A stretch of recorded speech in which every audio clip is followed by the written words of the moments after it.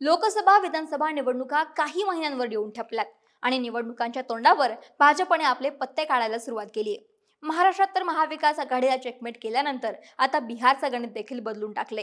India आघाडीत काँग्रेसने पदापासून उपेक्षित ठेवलेले बिहारचे मुख्यमंत्री नितीश कुमार पुन्हा एकदा भाजपच्या गळाला लागलेत।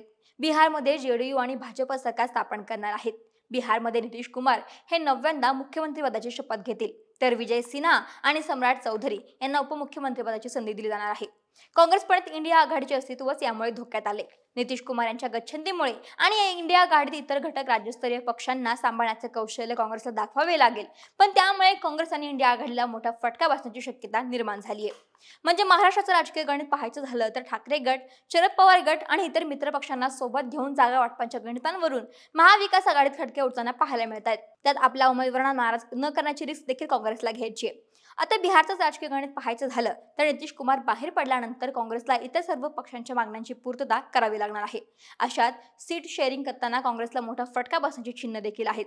बिहारचे 2दा मुख्यमंत्री असलेले जननायक समाजवादी नेते कर्पूरी ठाकूर यांच्या जन्मशताब्दी वर्षामध्ये मोदी सरकारने त्यांना देशाचा सर्वोच्च सन्मान देऊन संयुक्त दलाचे नितीश कुमार यांना योग्य तो संदेश देखील दिलाय। बिहारचे मुख्यमंत्री नितीश कुमार यांचा एनडीए मध्ये पुन्हा प्रवेश हा काँग्रेस प्रणित इंडिया आघाडीसाठी डोकेदुखी ठरणार आहे। याचा मोठा फटका इंडिया आघाडीला उत्तर प्रदेश आणि बिहारमध्ये देखील बसणार आहे। काँग्रेस नेते राहुल गांधी यांच्या भारत न्यास यात्रेमध्ये गुंतलेले असताना भाजपने बिहारचे जननायक कर्पूरी ठाकूर यांना देशाचा सर्वोच्च सन्मान भारतरत्न जाहीर केला। पटना हे राजकीय भूकंपाचे केंद्र राहणार असून दिल्लीत इंडिया आघाडीला धक्के देणार असं ठरलं आहे। बिहारच्या घडामोडीनंतर आता इंडिया आघाडीत पश्चिम बंगालमध्येही तृणमूल काँग्रेसच्या नेत्या ममता बॅनर्जी यांचे, त्याचबरोबर तामिळनाडूमध्ये मुख्यमंत्री के स्टॅलिन यांचे वजन वाढलेले आहे।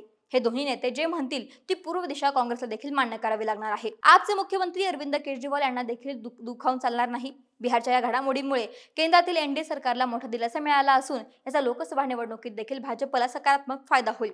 त्याचबरोबर जनमानसात नितीश कुमार यांच्या स्वच्छ प्रतिमेचा फायदा देखील भाजपला करून घेता येईल। पण काँग्रेस मात्र सगळ्या गोष्टींपासून गाफील राहिल्यानं आता लोकसभा निवडणुकीची गुंतागुंत कशी हँडल करणार हे पाहणं देखील तितकंच महत्त्वाचं ठरेल। तरी या संपूर्ण राजकारणाविषयी तुम्हाला काय वाटतं? येत्या लोकसभेमध्ये भाजप काँग्रेसला अशीच मात देणार का? तुम्हाला काय वाटतं आम्हाला कमेंट करून जरूर कळवा।